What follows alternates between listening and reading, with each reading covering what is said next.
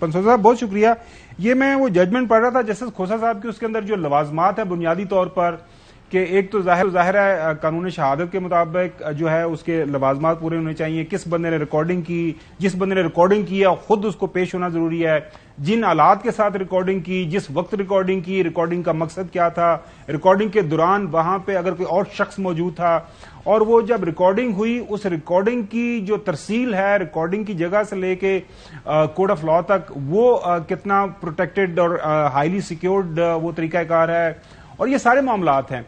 अब ये जो सारा का सारा मुअम्मा ये चल पड़ा है, तो व्हाट डू यू से इसकी ये जो जुडिशल कमीशन बना है ये आगे इसके असरात क्या होंगे? क्योंकि ऐसा लग रहा है जैसे वो जो तकसीम की बात हो रही है पाकिस्तान की सुप्रीम कोर्ट के अंदर, उसके ऊपर लग रहा है कि मजीद कुछ दराड़े हमें नजर आना शुरू हो जाएंगी।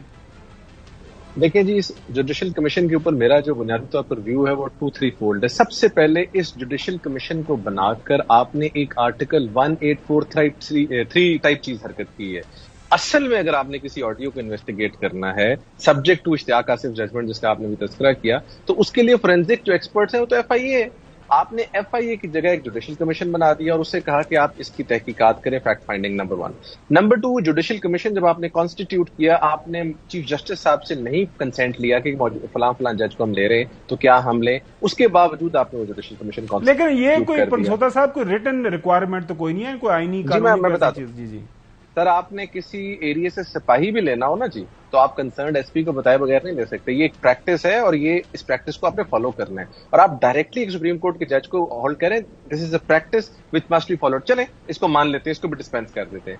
अब बात ये कि एक इलीगल एविडेंस जो कि ऑब्टेन ही नहीं किया जा सकता, एक तो जजमेंट आपने बताई है कि उसके बाद इस्लामाबाद हाई कोर्ट की airwaves versus federation of Pakistan है, उसमें इससे भी अगली बात की है जस्टिस मोहसिन अख्तर कियानी साहब ने।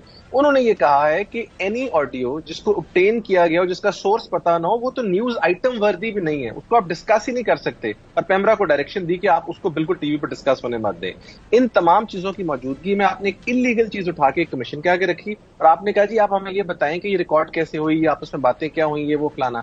एक सवाल आप बड़ा कन्वीनियंटली छोड़ गए कि इसका सोर्स क्या है। अब मेरा सवाल ये है कि क्या कमीशन को ऐसी किसी चीज में इंटरफेयर करना चाहिए जिसका सोर्स ही बुनियादी तौर पर इलीगल हो? ये ऐसे ही है, कल को आप एक ऑडियो रख देंगे और आप कहेंगे जी ये बैरक ओबामा की और पुतिन की बातें। अच्छा, तो जरा हमें बताएं कि ये तो कानूनी लवाजमात हैं, बिल्कुल होने चाहिए, लेकिन जुडिशल कमीशन जो आज की हियरिंग हुई है, जो मुझे चीज समझ आई है वो ये कह रहे हैं कि जिन लोगों की आवाजें हैं उन लोगों से पूछ लिया जाएगा, उनको बुला के जनाब आला ये आपकी आवाज है, खावर साहब इसके आपने क्या कहा, क्या नहीं कहा, मौका भी सुन ले। नहीं मैं सुन रहा हूँ। वो कह रहे कि ये कॉन्स्टिट्यूशन इलीगली हुआ है। नहीं मैं वो चौधरी साहब मैं तो इससे बिल्कुल उससे इनकार ही नहीं हो रहा। मैं तो आज जो कुछ हुआ है सीनियर प्यूनल जज फाइज ईसा साहब ने बात की वहां, जी कैरी ऑन। ये जो आपकी बात है ना रिगार्डिंग की, अगर एक बंदा आके कह दे कि मेरी अपनी आवाज है, मेरा इस पर व्यू ये कि अगर सारे लोग आके खुद भी कह दें कि ये आवाज हमारी है, तो चूंकि वो इलीगली प्रिपेयर्ड हैं, इलीगल तरीके से रिकॉर्ड पर आई हैं,